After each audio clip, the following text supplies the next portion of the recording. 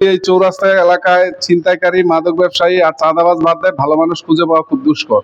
যে মাদকের বন্ধ করতে হলে মাদক ব্যবসায়ী ভিতরে রাখতে হবে। আমি আজকে ধরে দেবো 3 দিন পরে জামিনে চলে আসে, আপনি কিভাবে বন্ধ করবেন? আজকে মাদকের বিরুদ্ধে আমরা যদি সবাই যার যার জায়গা থেকে অবস্থান নিতে পারি, রুখে দাঁড়াতে পারি, আমার বিশ্বাস এই সমাজ মাদক মুক্ত হতে বাধ্য। আজকের আমি জামাত ইসলামীর এমপি না, আমি হচ্ছি ঢাকা 4-এর সর্বস্তরের মানুষের এমপি। ঢাকা 4-কে আমরা অপরাধ মুক্ত, জুলুম মুক্ত করার জন্য আমরা চেষ্টা করছি। আমাদের এমপি মহোদয়কে ধন্যবাদ জানাচ্ছি যে উনি দায়িত্ব গ্রহণের পর থেকেই এই মাদকের ব্যাপারে জিরো টলারেন্স গ্রহণ করেছেন। আমি এর আগেও ওনার কয়েকটি পথসভায় উপস্থিত ছিলাম, সেখানে উনি মাদকের ব্যাপারে অত্যন্ত জোরালো বক্তব্য রাখছেন, যেটা সত্যি সমাজে সচেতনতা বৃদ্ধি করছে।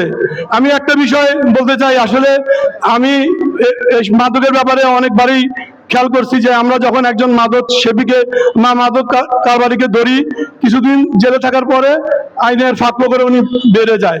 আমি মাননীয় সংসদ সদস্যকে অনুরোধ করব উনি যাতে এই ব্যাপারে আরো সংসদে কঠোরতম আইন প্রণয়নে সহায়তা করেন। লোকালয়ে আগুন লাগলে দেবালয় রক্ষা পায় না। তো যাত্রাবাড়ি এমন একটা জায়গায় 40-42টা জেলার মানুষ এদিক দিয়ে যাতায়াত করে, বসবাস করে। এইখানে যদি এই চৌরাস্তা এলাকায় ছিনতাইকারী, মাদক ব্যবসায়ী আর চাঁদাবাজ বাদ দেয়, ভালো মানুষ খুঁজে পাওয়া খুব দুষ্কর। আর এই মানুষগুলো আপনাদের আশেপাশেই বসবাস করে, এর প্রভাব আপনাদের এলাকায় পড়ে। তো যে উদ্যোগটা গ্রহণ করছেন, যদি আপনাদের এই এলাকাবাসী, মহল্লা কমিটি এবং পঞ্চায়েত সিস্টেম আছে, 15 টাকায় একটা জিনিস দেখলাম যে পঞ্চায়েত ব্যবস্থা আছে, এটা একটা সুন্দর ব্যবস্থা সমাজ ঠিক রাখার জন্য। এই কমিটিগুলো যদি আপনারা সঠিকভাবে কাজ করেন, আশা করি আপনাদের উদ্যোগটা সফল হবে। সেক্ষেত্রে আপনাদের মনের আশা বা আপনাদের যে কাঙ্ক্ষিত লক্ষ্য যে মাদক মুক্ত সমাজ হবে, সেটাতে আমরা ভূমিকা রাখতে পারবো, আশা করি আপনাদের সহযোগিতায়।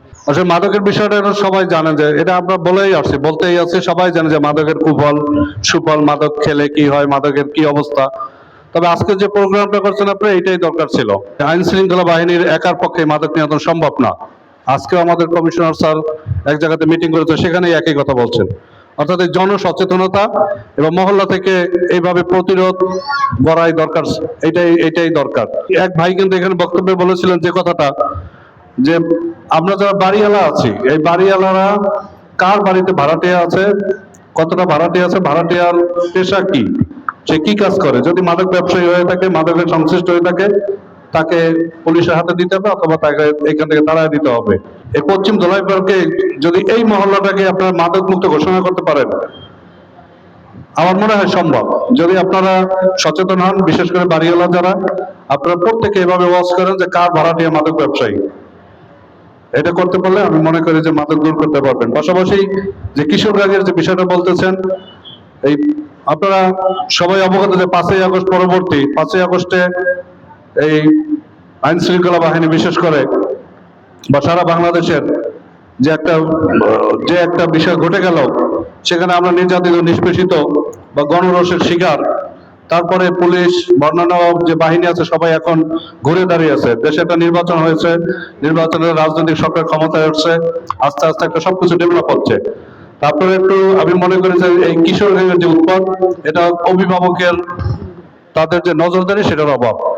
ছেলে পেলে 5ই আগস্টের পূর্ব থেকে বা 5ই আগস্ট পরবর্তী যে অভিভাবকহীনতায় ভুগছিল বা আইন শৃঙ্খলার যে নজরদারি ছিল না, যার কারণে কিন্তু তারা এই ছোট ছোট কিশোর বয়সে এখন অপরাধের সাথে জড়িয়ে গেছে।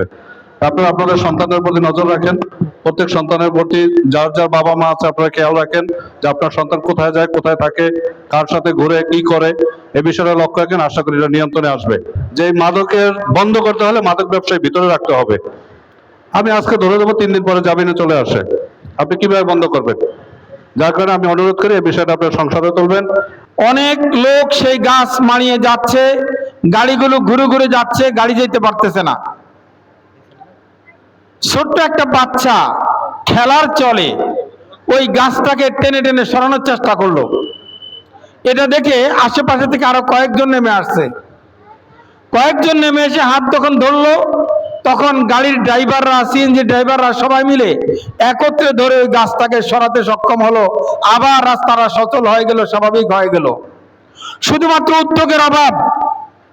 আজকে মাদকের বিরুদ্ধে আমরা যদি সবাই যার যার জায়গা থেকে অবস্থান নিতে পারি, রুখে দাঁড়াতে পারি, আমার বিশ্বাস এই সমাজ মাদক মুক্ত হতে বাধ্য। আমরা এলাকার লোকেরা যখন রুখে দাঁড়াবো, স্বাভাবিকভাবেই প্রশাসন থেকে আমাদের সহযোগিতা তখনই পাবো। আমরা যদি যার যার জায়গায় ঘুমিয়ে থাকি, প্রশাসন তার সামান্য জনবল নিয়ে আমাদের দোরগোড়ায় এসে আমাদের ঘরে ঘরে সেবা দিতে পারবে, এটা বিশ্বাস করা অবশ্যই অসম্ভব, এটা আমাদের পক্ষে সম্ভব হবে না।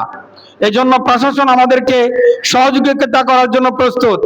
মাদক নিয়ন্ত্রণ অধিদপ্তর তারা অপারেশন চালাচ্ছে। আমাদের শ্যামপুর থানা, যাত্রাবাড়ি থানা, কদমতলী থানা থেকে তারা বারবার প্রতিনিয়ত আমাদেরকে বলছে আমরা প্রস্তুত আছি, কিন্তু আপনাদের সহযোগিতা লাগবে। এই সহযোগিতার জন্য আমরা যার যার জায়গা থেকে দাঁড়াবো ইনশাআল্লাহ। আরেকটি বিষয় হচ্ছে কিশোর গ্যাং। কিশোর গ্যাং আমারই সন্তান, আপনারই সন্তান, আমাদের কারো না কারো আত্মীয় স্বজন। আমরা যদি এ ব্যাপারে এখনই সোচ্চার হতে না পারি, তাহলে মনে রাখবেন বাংলাদেশ একটা বসবাস উপযোগী শান্তিময় দেশ। এই দেশে আসলে আর এই শান্তি বিরাজ করবে না, কারণ এখন যেভাবে কিশোর গ্যাং রাস্তাঘাটে বিভিন্ন জায়গায় মব সৃষ্টি করছে, আমরা যদি প্রতিরোধ করতে না পারি, অচিরেই আমাদের জীবন অতিষ্ঠ হয়ে যাবে। তো বাংলাদেশের সকল মানুষই এক বাক্যে বলবে যে মাদক দ্রব্যর যে বিস্তার লাভ করেছে, এটা দূর করার জন্য প্রশাসনের পক্ষ থেকে গুরুত্বপূর্ণ ভূমিকা পালন করা দরকার, কিন্তু সেটা যথাযথভাবে হচ্ছে না।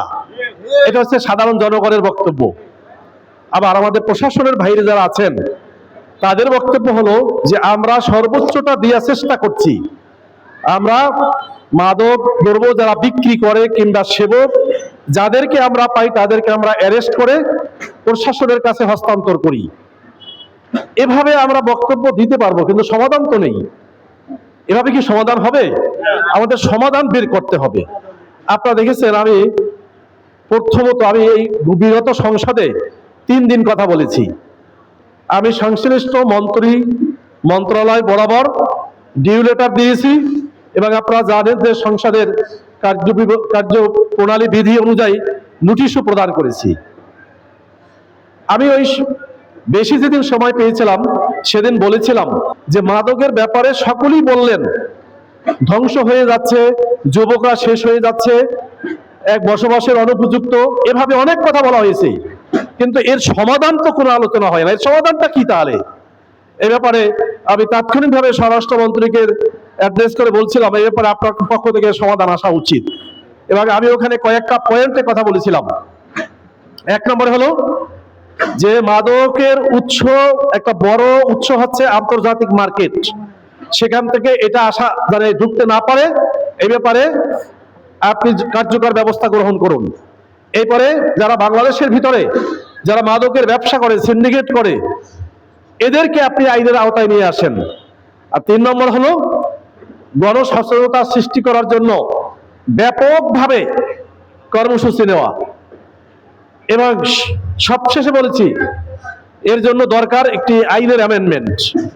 আইনের অ্যামেন্ডমেন্ট ছাড়া সম্ভব না। আমাদের প্রশাসনের ভাইরা অনেক কষ্ট করে, মাদকের সাথে যারা সংশ্লিষ্ট তাদেরকে গ্রেপ্তার করে কোর্টে চালান দেওয়া হয়। 7 দিন থেকে 1 মাসের ভিতরে তারা আবার বের হয়ে যায়। তারা বের হওয়ার পরে আরো বেপরোয়া হয়ে যায়। কাজেই আইনের অ্যামেন্ডমেন্টের কোনো বিকল্প নেই। যেমনি ভাবে আমি আগেই বলেছিলাম, নির্বাচিত হওয়ার 2য় দিনে আমি বলেছি আজকের আমি জামাত ইসলামীর এমপি না, আমি হচ্ছি ঢাকা 4-এর সর্বস্তরের মানুষের এমপি।